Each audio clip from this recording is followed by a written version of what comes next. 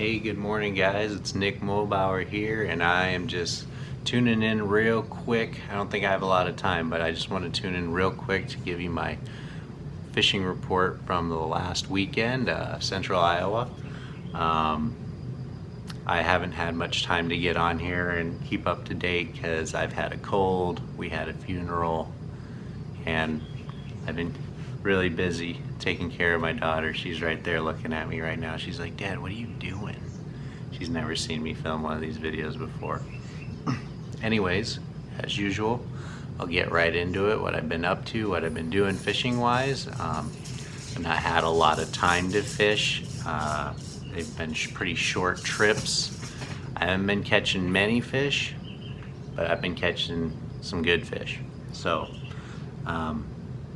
last week I was fishing a pond and I was using a 3.5 inch Gary Yamamoto swim Senko bait. It's kind of interesting. It's got like a Senko head on it and then a swim tail.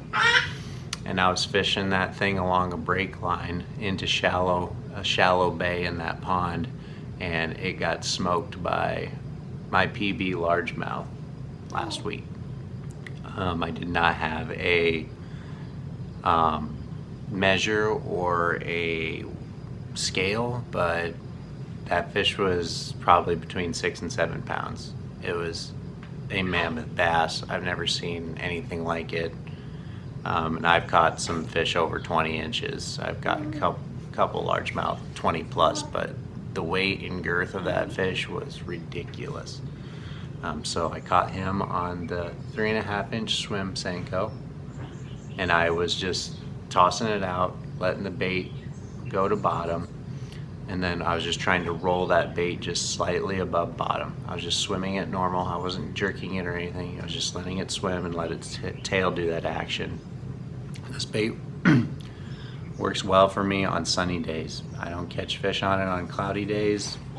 Stained water, clear water, well, it's actually not so much clear water, but slightly stained to very stained. Sunny days, a Gary Yamamoto swim Senko 3.5 inch really will catch them on in the right conditions. Excuse me.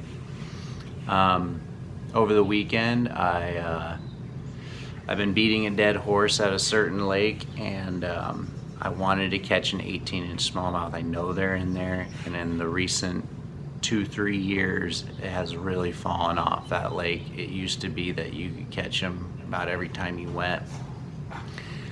You would catch a lot of smallmouth, and you'd catch some big ones. Now you barely catch smallmouth, period. So I don't know what's happened. I think the lake is connected to a creek.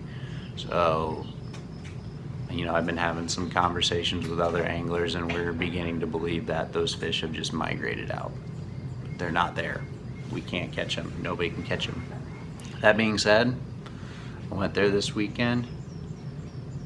Last ditch effort, seriously, it's getting to that point where I cannot go there anymore. Threw out a 4 inch Berkley Minnow, let it fall to bottom, and I probably just got lucky, landed this lure right on that fish's head. 18 inch smallmouth. One bite the entire morning, set the hook on it, 18 inch smallmouth. That's all I caught that day.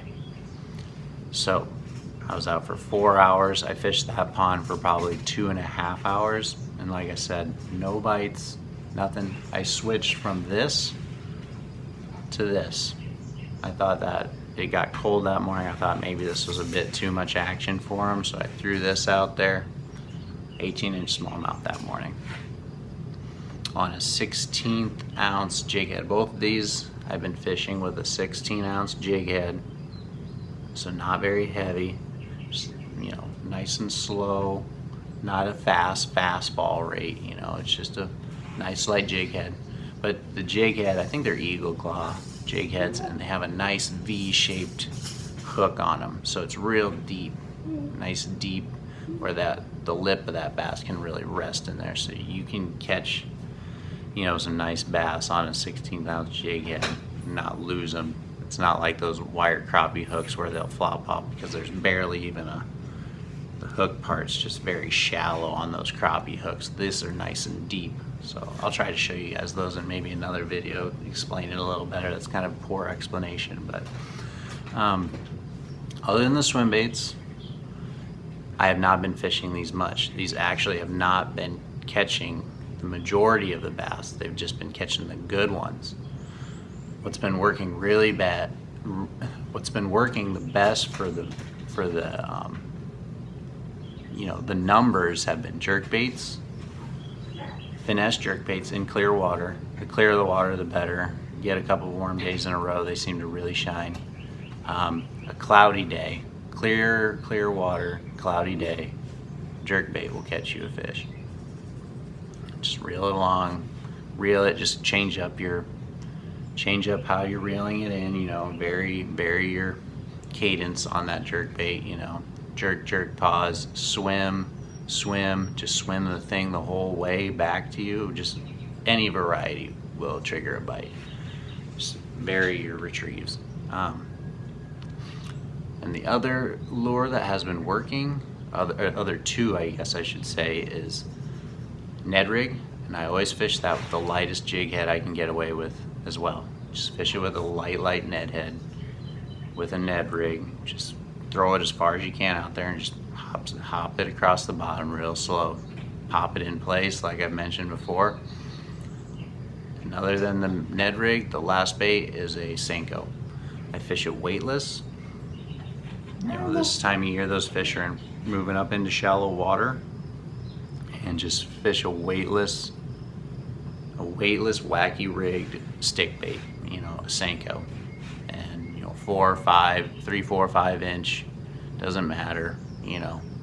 You might be able to discriminate against some of them smaller fish with a larger Senko, but you know, my experience, you can use a pretty large Senko and you will still catch just tons of small bass and big bass. Like a Senko just catches bass. It just catches numbers, you know. So throw that out there, same as the Ned rig, as far as you can. You know, just pop it in place, reel it back fast. I've been doing, I vary my retrieves on everything. My Ned rig, my Senko, my swim baits, my jerk baits.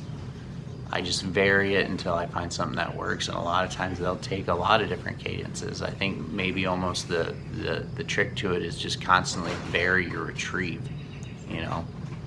It just catches them, just varying it, keeping them engaged, you know.